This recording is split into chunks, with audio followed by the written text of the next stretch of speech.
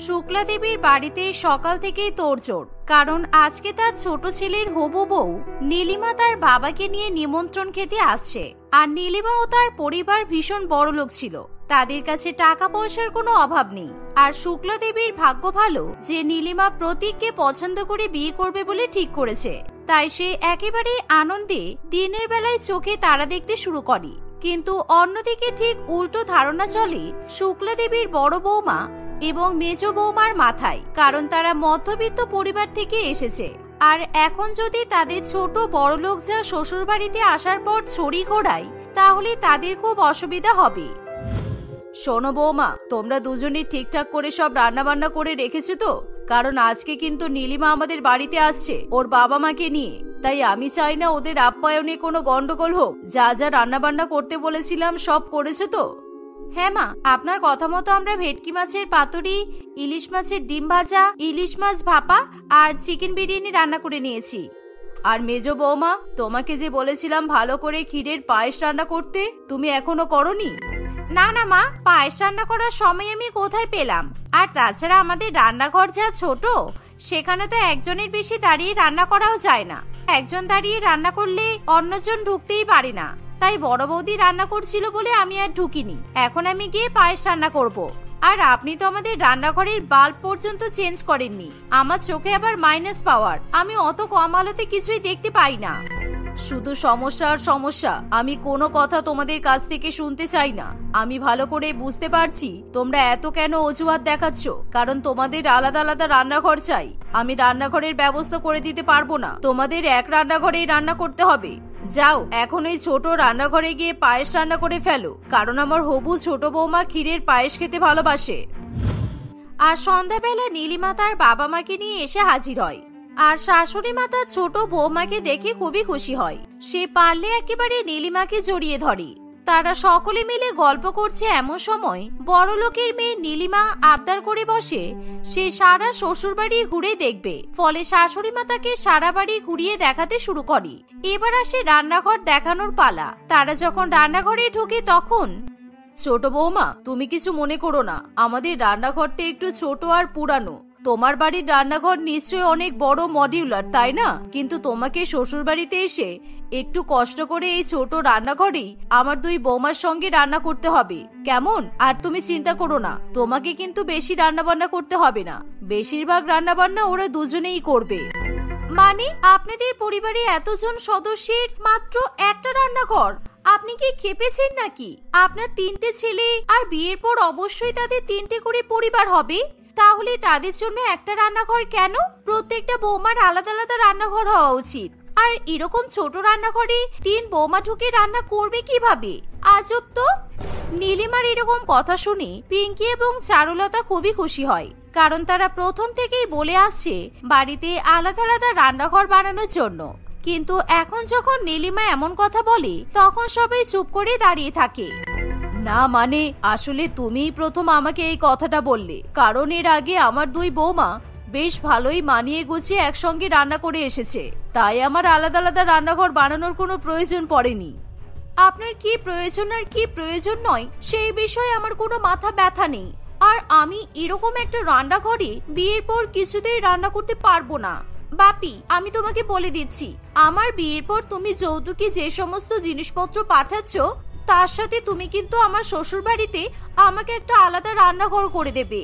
আর সেই রান্নাঘরটা শুধুমাত্র আমি ব্যবহার করব, আর আমার বাকি দুই যা কি করবে সেটা তাদের ব্যাপার। এমন কথা শুনি পিঙ্কি এবং চারুলতার আলাদা আলাদা রান্নাঘরের স্বপ্ন ভেঙে যায়, কারণ নীলিমা নিজের রান্নাঘর তৈরি করার আখের গুছিয়ে নিয়েছে। হ্যাঁ, তুই একদম চিন্তা করিস না সোনামা, তোর বিয়ের আগে দেখবি তোর শ্বশুর বাড়িতে আমি মিস্ত্রি দিয়ে মডুলার কিচেন তৈরি করে দিয়েছি। সুতরাং তোকে ওইরকম ভিখারিদের মতো ভাঙাচোরা রান্নাঘরে যেখানে আলো পর্যন্ত ঢোকে না, সেখানে সবার সাথে রান্না করতে হবে না। তুই তোর মডুলার কিচেনে তোর মতো রান্না বান্না করে নিবি। নীলিমা তার বাবার কথা শুনে ভীষণ পরিমাণে খুশি হয়, কিন্তু সেখানে যে নীলিমার হবু শ্বশুর বাড়ির লোকেরা অপমানিত হতে পারে তাতে নীলিমার কিছু যায় আসে না। আর কিছুদিনের মধ্যেই শ্যামলবাবু তার মেয়ের বিয়ের আগেই নীলিমার হবু শ্বশুর বাড়িতে আলাদা করে টাকা খরচ করে মডিউলার কিচেন বানিয়ে দেয়। এর ফলে বাড়িতে আপাতত দুটো রান্নাঘর তৈরি হয়ে যায়। আগে বাড়িতে একটা পুরানো রান্নাঘর ছিল, আর এখন ছোট বউয়ের নতুন রান্নাঘর তৈরি করা হয়েছে।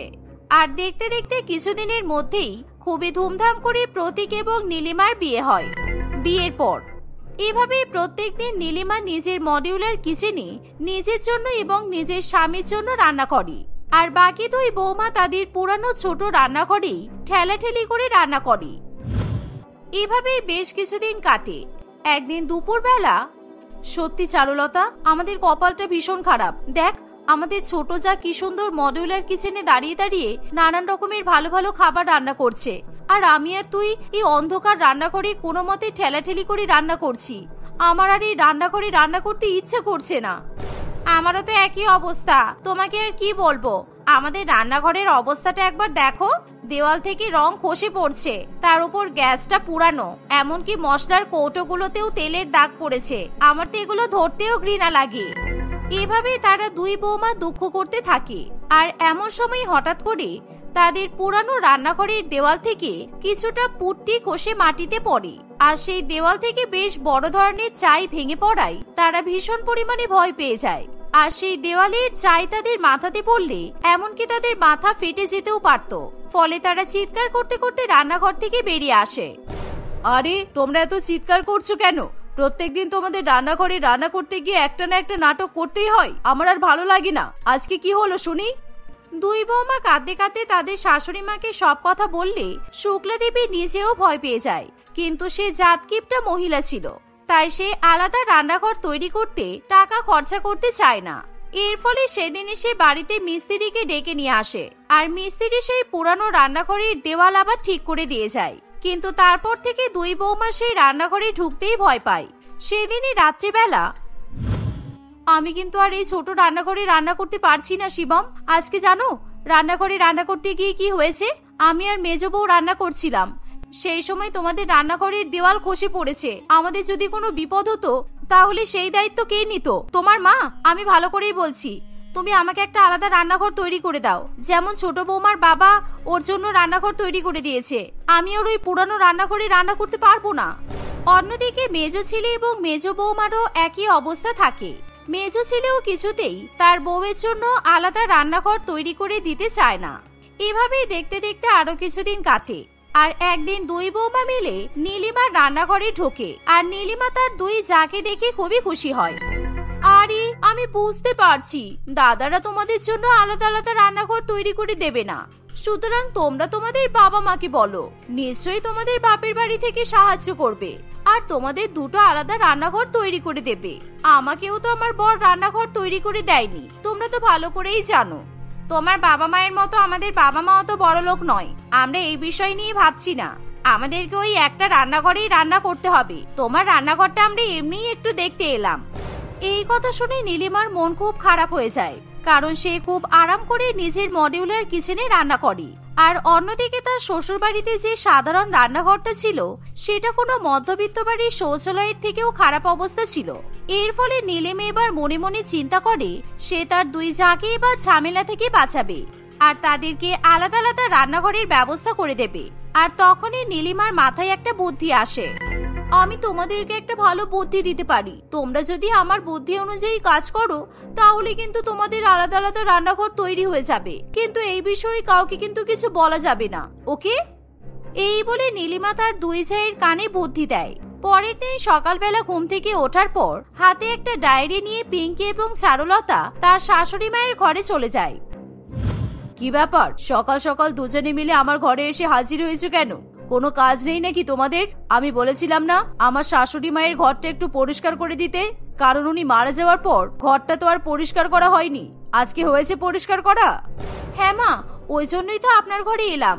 এই দেখুন, ঘর পরিষ্কার করতে করতে কি পেয়েছি, আপনার শাশুড়ি মায়ের পুরানো একটা ডায়েরি। আর এই ডায়েরিতে কি লেখা আছে সেটা পড়ে আমি তো একেবারে অবাক হয়ে গেছি। পিঙ্কির কথা শুনে তার শাশুড়ি মা অবাক হয়ে যায়, কারণ এরকম ডায়েরির কথা তার জানা ছিল না। আর সে যেহেতু পড়াশোনা করতে পারে না, তাই সে তার দুই বৌমাকে ডায়েরিতে কি লেখা আছে পড়তে বলে। এর ফলে দুই বৌমা একেবারে কৌতূহলী হয়ে সেই ডায়েরি পড়তে শুরু করে। ডায়েরিতে লেখা আছে যে আমাদের পুরানো রান্নাঘর, তার মাটির তলায় নাকি এক কলসি গহনা আছে, সেটা আবার সোনার গহনা। আপনার শাশুড়ি মা যখন বিয়ের পর শ্বশুর বাড়িতে এসেছিল তখন অনেক গহনা নিজের সঙ্গে করে নিয়ে এসেছিল, কিন্তু সেই সময় এখানে অনেক ডাকাতের উপদ্রব ছিল, তাই তার গহনা যাতে চুরি না হয়ে যায় তাই আপনার শ্বশুর মশাই সেই গহনাগুলো কলসি করে রান্নাঘরের মাটির তলায় পুঁতে দিয়েছিল আর সিমেন্ট চাপা দিয়ে দিয়েছিল। সুতরাং সেই মাটি খুললেই আপনি কিন্তু সোনা গহনাগুলো উদ্ধার করতে পারবেন। এরকম এক কলসি সোনা গহনার কথা শুনে শুক্লা দেবী একেবারে আনন্দে নেচে ওঠে, আর সে ভাবতেই পারে না যে তার পুরানো রান্নাঘরের তলায় এরকম গহনার কলসি লুকিয়ে রাখা আছে। তাই সে বড়লোক হওয়ার লোভ সামলাতে পারে না। সেই মুহূর্তে সে ডায়েরি কেড়ে নেয় আর সঙ্গে সঙ্গে তার 2 ছেলেকে ফোন করে। সে তার ছেলেদেরকে ফোন করে সব ঘটনা জানায়। 3 ছেলে তখনই অফিস থেকে বাড়িতে এসে কোদাল শাবল নিয়ে রান্নাঘরের চারিদিকের মাটি খুঁড়তে শুরু করে। তাড়াতাড়ি কর, এত দেরি করছিস কেন? একটু পরেই তো এই গহনার কলসি উদ্ধার হবে, তারপর আমাদেরকে আর কে দেখে? আমরাও ছোট বৌমার বাপের বাড়ির মতো বড়লোক হয়ে যাব। আমি তো ভাবতেই পারছি না। এভাবে ঘন্টার পর ঘন্টা মাটি খুললেও তারা কোনো কলসি উদ্ধার করতে পারে না, বরঞ্চ তাদের পুরানো রান্নাঘর একেবারে ভেঙে ধ্বংস হয়ে যায়। আর শুক্লা দেবী কান্নায় ভেঙে পড়ে, কারণ সে এবার বুঝতে পারে যে এরকম কলসির কথা একেবারে মিথ্যা ছিল আর তার শাশুড়ি মা তাকে ঠকিয়েছে। কিন্তু শুক্লা দেবীর আর কিছু করারও থাকে না। হায় হায়, আমার সবকিছু ধ্বংস হয়ে গেল।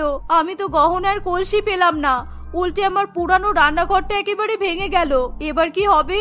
ছোট বৌমা নিশ্চয়ই ওই বড় রান্নাঘরে আমার 2 বৌমাকে রান্না করতে দেবে না। আমি মনে হয় আমার 2 বৌমাকে আলাদা আলাদা রান্নাঘর বানিয়ে দিইনি বলে আমাকে আজকে এরকম শাস্তি পেতে হলো। বৌমা, তোমরা চিন্তা করো না, আমি এবার তোমাদের দুজনের জন্য আলাদা আলাদা রান্নাঘর বানিয়ে দেব। এই কথা শুনে 3 বৌমা প্রচন্ড পরিমাণে খুশি হয়। আর কয়েকদিনের মধ্যেই শুক্লা দেবী তার স্বামীর প্রভিডেন্ট ফান্ডের টাকা ভেঙে 2 বৌমার জন্য আলাদা আলাদা রান্নাঘর তৈরি করে দেয়। এভাবেই একই বাড়িতে 3টে রান্নাঘর তৈরি হয়, আর 3 বৌমা এখন সুখে শান্তিতে আলাদা আলাদা রান্নাঘরে রান্না করে। শোনো না প্রিয়া, আজকে বাবা আমাকে ফোন করেছিল। ওনাদের তো বয়স হচ্ছে, তাই একঘেয়ে গ্রামে একা থাকতে ওনাদের ভালো লাগছে না, বুঝেছো?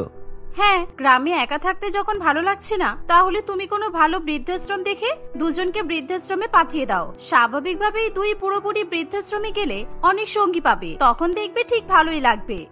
ফালতু কথা একদম বলবে না। আমি আমার মা বাবার একমাত্র ছেলে, সুতরাং আমি বেঁচে থাকতে কেন আমি ওই দুজনকে বৃদ্ধাশ্রমে পাঠাতে যাব?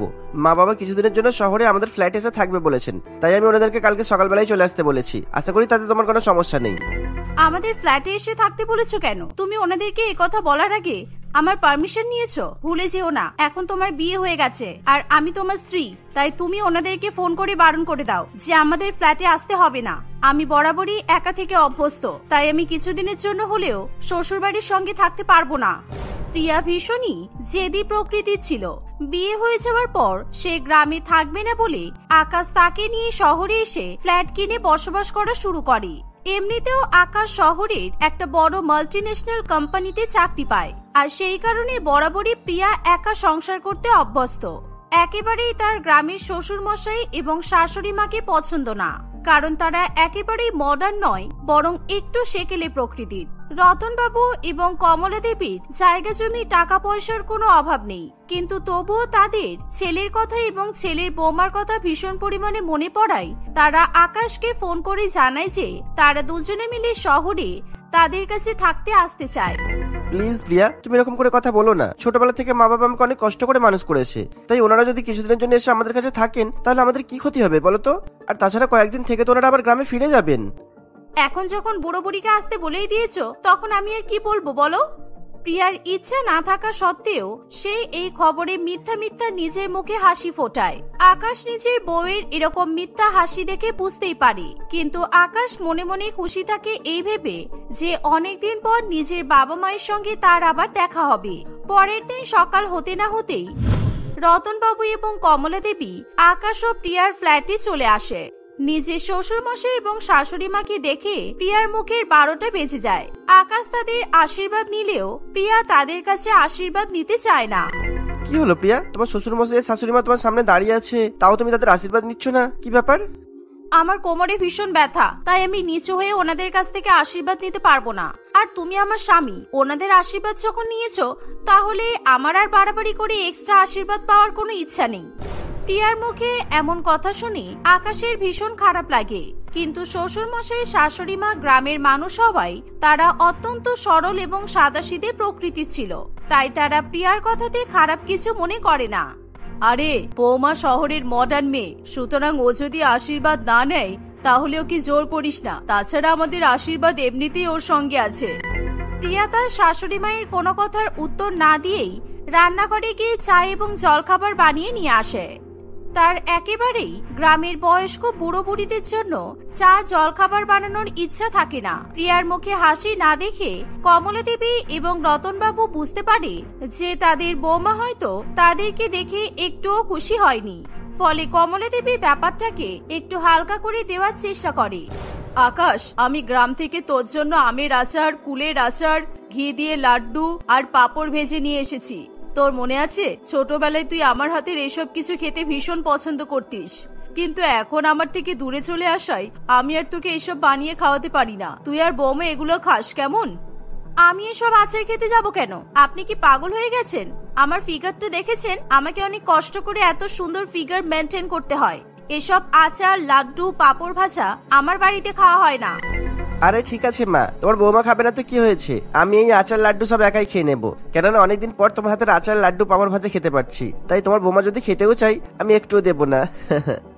আকাশ তার কথার মাধ্যমে প্রিয়ার উদ্ধর্ত ব্যবহারকে চাপা দিয়ে দেয়, কিন্তু প্রিয়া কিছুতেই আকাশের এরকম বাবা মা পীড়িত পছন্দ করতে পারে না।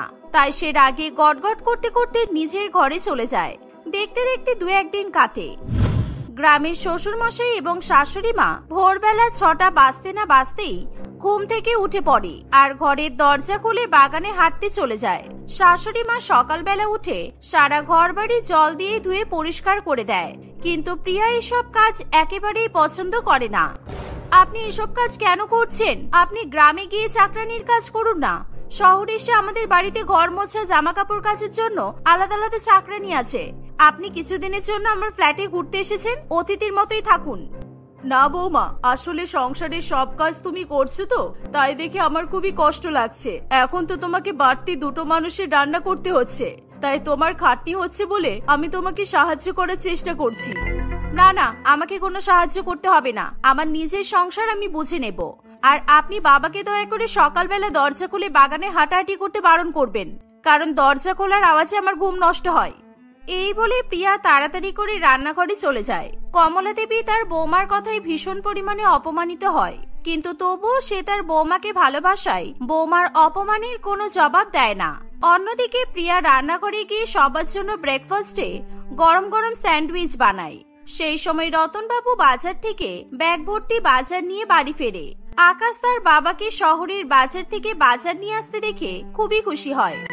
ছোটবেলায় বাবা তুমি এইভাবে গ্রামের বাজার থেকে বাজার করে নিয়ে আসতে, আর ঠিক আগের মতোই তোমার স্বভাব এখনো পরিবর্তন হয়নি। তুমি কি সুন্দর আজকে আমাদের জন্য বাজার করে নিয়ে এসেছো। তুমি কি এনেছো বাবা? আরে তুই ছোট থেকে বড় হয়ে গেছিস বলে কি তোর বাবা পরিবর্তন হয়ে যাবে নাকি? আর আমি খুব ভালো করেই জানি তোর কাজের চাপের জন্য তুই ফোন করে শাকসবজি অর্ডার করে নিস, তাই তোর ভালো শাকসবজি খাওয়া হয় না। আর আমি জানি তুই এঁচোড়, কলমি শাকের বড়া, তারপর হচ্ছে সজনি শাকের বড়া খেতে খুব ভালোবাসিস। সেই জন্যই আমি ওই সব কিছু বাজার থেকে নিয়ে এসেছি। তোর মাকে বল তোকে আজকে ভালো করে রান্না করে দেবে। সত্যি তুমি পারো বটে, আমাকে ফোন করে কিছু বলার দরকার নেই। আমি সকাল থেকে ঠিক করে রেখেছি যে আজকে আমি রান্না করব, আর ছেলে আর ছেলের বৌমাকে নিজের হাতে করে খাইয়ে দেব। আমি সবকিছু নিয়ে রান্না করে যাচ্ছি, দাও।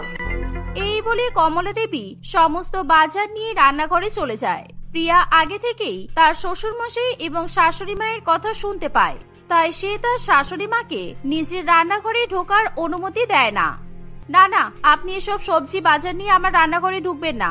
আমার মডিউলার কিচেনটা নষ্ট হয়ে যাবে। এই 1 মাস আগে আমরা 1 লক্ষ টাকা খরচা করে এত পরিষ্কার সুন্দর কিচেনটা তৈরি করেছি, তাই আমার রান্নাঘরে এসব রান্না করা হবে না। আর এখন এঁচোড়, কাঁঠাল, সজনে ফুল এসব কাটতে বসবেন আপনি।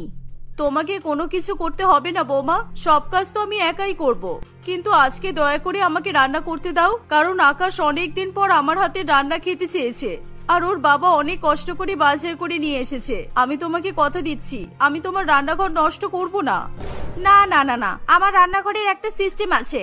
আমার রান্নাঘরে মশলাপাতি বা অন্যান্য কিছু যাবতীয় জিনিসপত্র কোথায় আছে সেটা শুধু আমিই জানি, তাই আমি আপনাকে আমার রান্নাঘরেই ঢুকতে দেব না।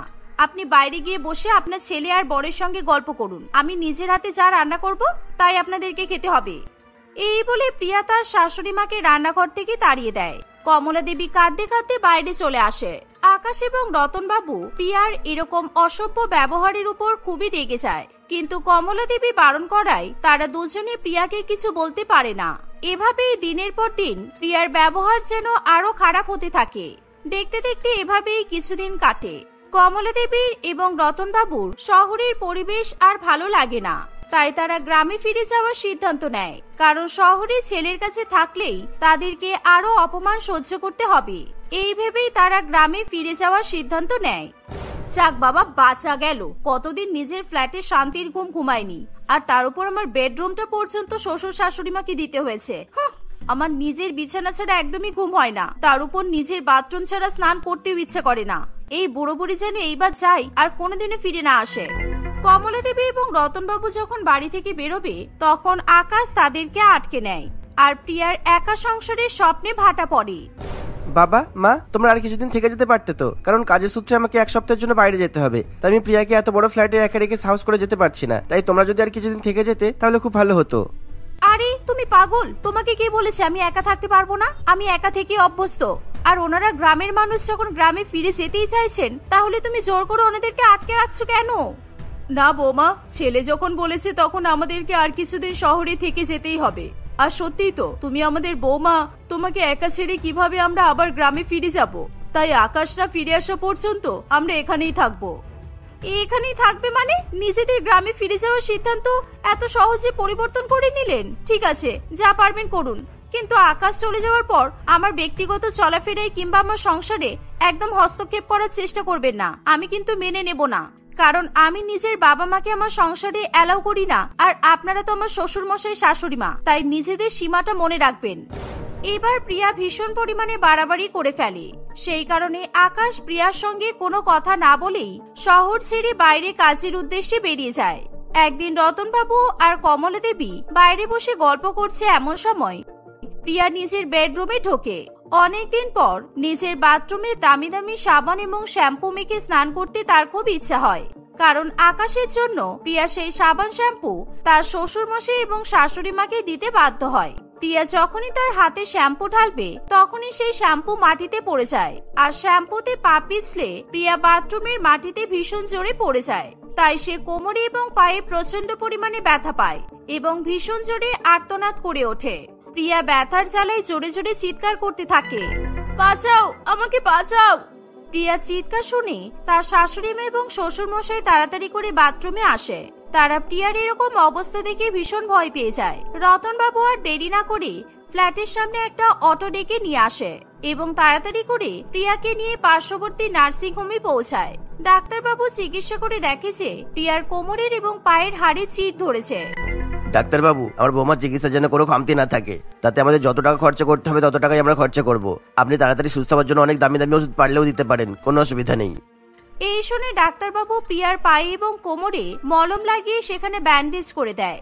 শাশুড়ি মা এবং শ্বশুর মশাইয়ের এত ভালো ব্যবহার দেখে প্রিয়ার চোখে জল চলে আসে, কারণ সে যেই মানুষ দুটোকে পর বলে মনে করেছিল, আজকে যদি তারা না থাকতো তাহলে প্রিয়া ওরকম কোমর এবং পা ভাঙা অবস্থাতেই বাথরুমে পড়ে থাকতো। তাকে নার্সিং হোমে নিয়ে আসার মতো বাড়িতে কেউ ছিল না। আর এসব ভেবেই প্রিয়া তার ভুলের জন্য খুবই কাঁদতে শুরু করে। আমাকে ক্ষমা করে দেবেন আপনারা, আমি আপনাদেরকে সত্যি অনেক ভুল বুঝেছি, কিন্তু আজকে যদি আপনারা না থাকতেন তাহলে আমাকে বাঁচানোর মতো কেউ ছিল না। বরাবর একা সংসার করে আমি খুব স্বার্থপরায়ণ আর হিংসুটে হয়ে গিয়েছিলাম, কিন্তু আমি আর কখনো আপনাদের সঙ্গে খারাপ ব্যবহার করব না, আমি কথা দিচ্ছি। আরে বৌমা, তুমি আমাদেরকে পর বলে মনে করলেও আমরা কিন্তু তোমাকে খুবই ভালোবাসি, তাই তুমি একদম চিন্তা করো না, আমরা তোমার সেবা করে তোমাকে সুস্থ করে তুলবো। সেদিন থেকে কমলা দেবী প্রিয়ার অনেক খেয়াল রাখে। রতনবাবু প্রত্যেকদিন নিজের বৌমার জন্য বাজার করে নিয়ে আসে এবং নিজের মেয়ের মতো প্রিয়াকে সেবা করে। কিছুদিন পর আকাশ বাড়ি ফিরলে সে যখন সমস্ত ঘটনা জানতে পারে তখন সে তার বাবা মাকে অনেক ধন্যবাদ জানায়।